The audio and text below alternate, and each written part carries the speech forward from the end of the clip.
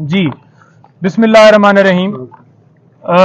तकरीबन आज पहले भी रिक्वेस्ट करते रहे कि 9 बजे हमारी मुलाकात करवाई जाए, क्योंकि तोशाखाना केस के अंदर हमने उस ऑर्डर को चैलेंज करना था, तो लिहाजा जितना लेट होता उतना ही हमारे लिए नुकसान था। और वही हुआ कि आज लेट जो है खान साहब के पावर ऑफ अटॉर्नी साइन किए गए। वहां पर सूरत हाल थोड़ी सी बता दूं कि 12:30 बजे मुझे मुलाकात के लिए अंदर जाने की इजाज़त दी गई और पुलिस की गाड़ी के अंदर लेकर मुझे गए। 1.5 घंटे के करीब वहां पर मुझे एक कमरे के अंदर जो है वो बिठाया गया और कहा गया कि वो थोड़ी देर तक आते हैं और आपकी मुलाकात जो है करवा दी जाएगी। फिर आगे ले गए, वहां पर डिप्टी सुपरिटेंडेंट साहब के कमरे में उनको भी लाया गया है और वहां पर मुलाकात करवाई है। 1:30 बजे ये हमारी मुलाकात शुरू हुई है और तकरीबन 2:45 तक ये मुलाकात जारी रही है। 1 घंटा और 45 मिनट। खान साहब से मैंने पूछा है कि क्या पोजीशन है, जब से आप अरेस्ट हुए हैं तो किस हालत में आपको रखा गया है। उन्होंने कहा है कि मुझे सी क्लास में इन्होंने रखा हुआ है, छोटा सा कमरा है, चक्की वाले कमरे में उन्होंने रखा हुआ है मुझे, और यहां पर ओपन वॉशरूम है, उसके ऊपर वॉशरूम के अंदर कोई शावर नहीं है। वहां पर उन्होंने ये बताया कि दिन को मक्खियां होती हैं और रात को कीड़े होते हैं। ऐसी हालत में उन्हें वहां पर रखा गया है। खाने के हवाले से उन्होंने कहा है कि मुझे कोई इशू नहीं है, दे मुझे दाल रहे हैं, साग रहे हैं, वही है खाना, लेकिन इस हवाले से मुझे कोई इशू नहीं है, जो भी खाना मर्जी है वो दें। और साथ उन्होंने ये भी कहा है कि अगर मुझे डी क्लास में रखते हैं, वो इससे भी अगली क्लास में रखते हैं, तो मैं बिल्कुल तैयार हूं। मुझे उस हवाले से कोई परेशानी नहीं है कि मुझे ये डी क्लास में रखें, लेकिन जो मुझे करवा रहे हैं ये सारा कुछ, वो मुझे पता है। आप मीडिया के ऊपर सबको बताओ कि मैं कभी भी गुलामी कबूल नहीं करूंगा। सारी जिंदगी जेल में गुजार लूंगा, सारी जिंदगी यहां पे रह लूंगा, लेकिन कभी भी गुलामी कबूल नहीं करूंगा।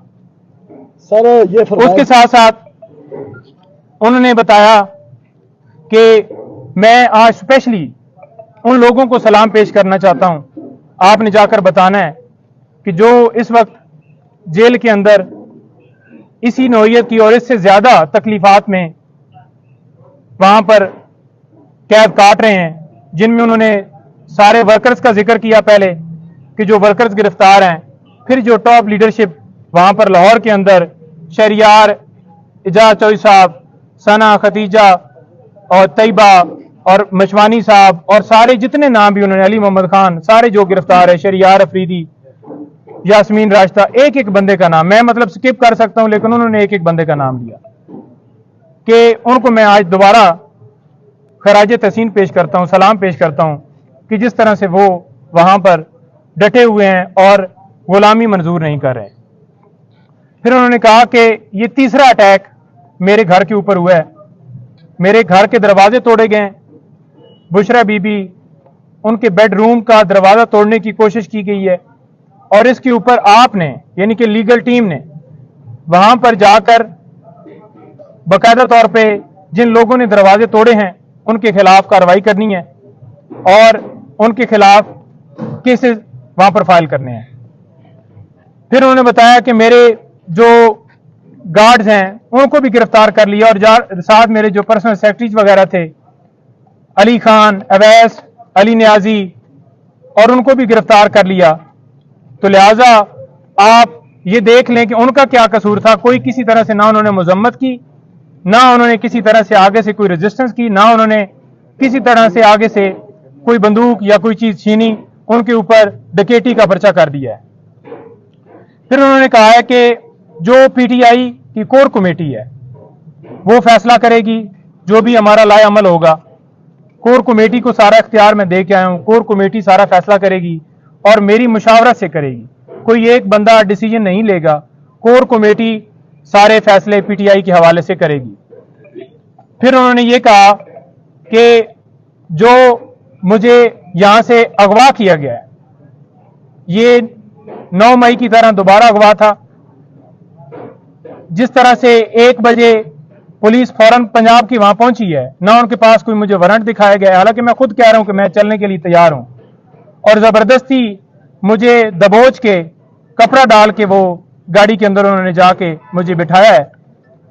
तो ये एक अगवा इस हवाले से मैं कहूंगा कि 12:30 बजे फैसला होता है और पुलिस की ना इजाजत होती है पुलिस के पास, इस्लामाबाद पुलिस ना मौके पे मौजूद होती है, पंजाब पुलिस आकर जिस तरह से उन्होंने मुझे वहां से अगवा किया, मेरे घर के दरवाजे तोड़े गए, तो मैं ऐसे अगवा कहूंगा। और लोग अगर पुरअमन एहतजाज कर रहे हैं तो वो उनका हक है, क्योंकि जिस तरह से ये डिसीजन दिया गया उजलत में और जैसा हमने यकतरफा कार्रवाई की, तो पुरअमन एहतजाज हर शहरी का हक है। और मैंने पुरअमन एहतजाज का हमेशा कहा है, मैं अब भी यही कहूंगा कि पुरअमन एहतजाज वो हक है और वो पुरअमन एहतजाज होना चाहिए। किसी जगह पे तोड़ फोड़ या किसी जगह पे जलाओ घिराओ कोई ना, मैंने पहले कहा ना मैं अब कहूंगा, पुरअमन एहतजाज करें। फिर उन्होंने ये कहा है कि जो वर्कर्स हैं, जो हमारे लोग प्रोटेस्ट कर रहे हैं, मैं उनको खराज तहसीन पेश करता हूं कि जिस तरह से वो रूल ऑफ लॉ के लिए खड़े हैं और उनके पास, आप उनको बताएं कि आपके पास 2 रास्ते हैं, एक गुलामी का और एक आजादी का, वो आपने चूज करना है। मैंने चूज किया हुआ है और आपने भी चूज किया हुआ है, तो लिहाजा गुलामी की जिंदगी से बेहतर है कि मौत आ जाए, तो लिहाजा आपने ये जंग जो है जारी रखनी है।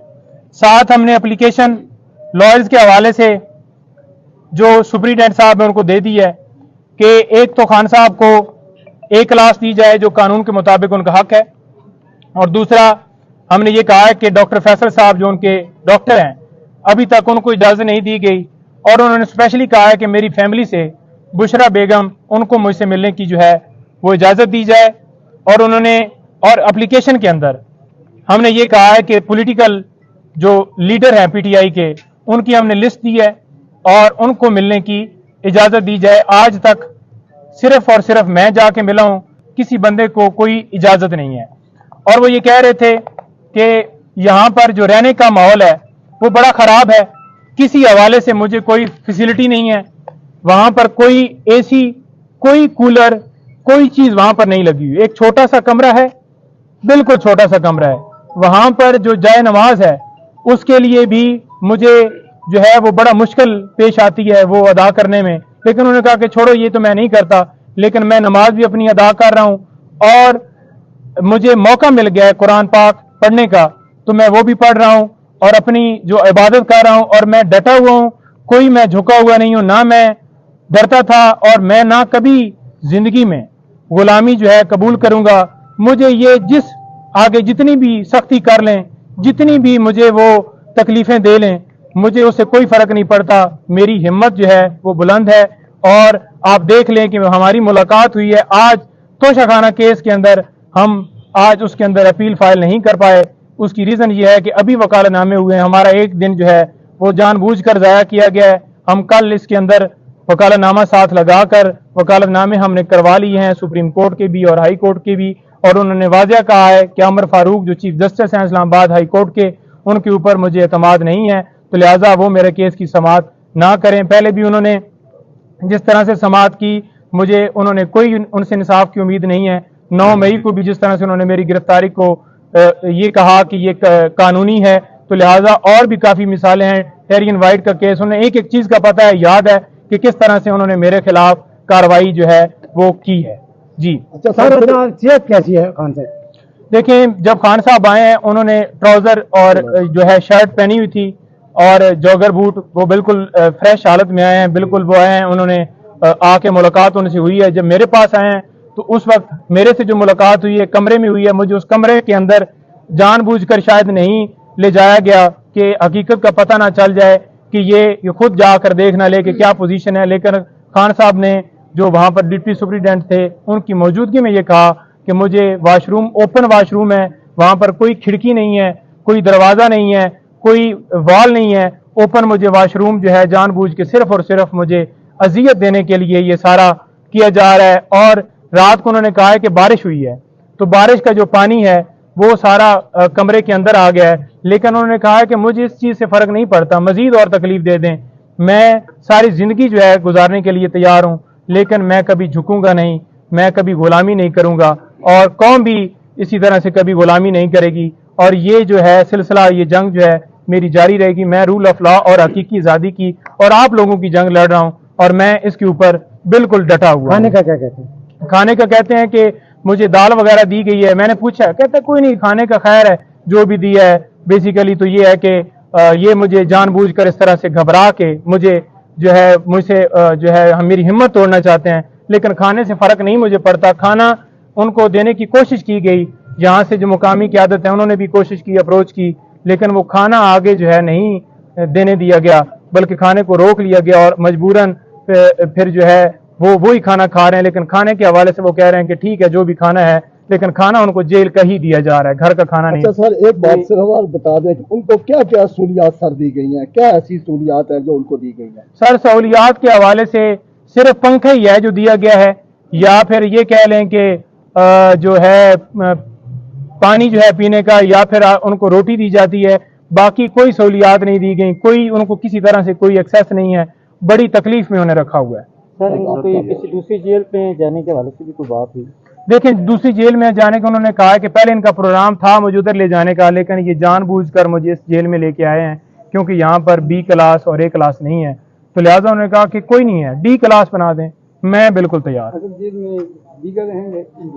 सर आप देखिए, कानूनी तौर पर तो उन्हें जो है वो अडयाला जेल में लेके जाना चाहिए था और कानूनी तौर पर उन्हें बी ए क्लास देनी चाहिए थी, लेकिन वो उनको नहीं दी गई। सी क्लास के अंदर बड़ी अजीयतों में रखा हुआ है, बड़ी तकलीफ में उन्होंने रखा हुआ है, लेकिन वो बिल्कुल उनका मोराल जो है वो हंस रहे थे कि कोई बात नहीं है। मैं गिरफ्तारियों के हवाले से बताया, वो कह रहे थे कि देखो किस हद तक ये चले गए हैं। मैंने उन्हें बताया कि इस तरह से वर्कर्स को पकड़ा है, मैंने उन्हें बताया कि पीटीआई कल जीत गई है वहां से, पेशावर से, तो वो बड़ा उसके ऊपर खुश हो रहे थे कि देखें यहाँ से ये हारी हुई थी और आज देख लें कि जो कौम है उन्होंने अपना फैसला सुना दिया है कि वो इस वक्त किस तरफ है। जमानत हो जाएगी या नहीं?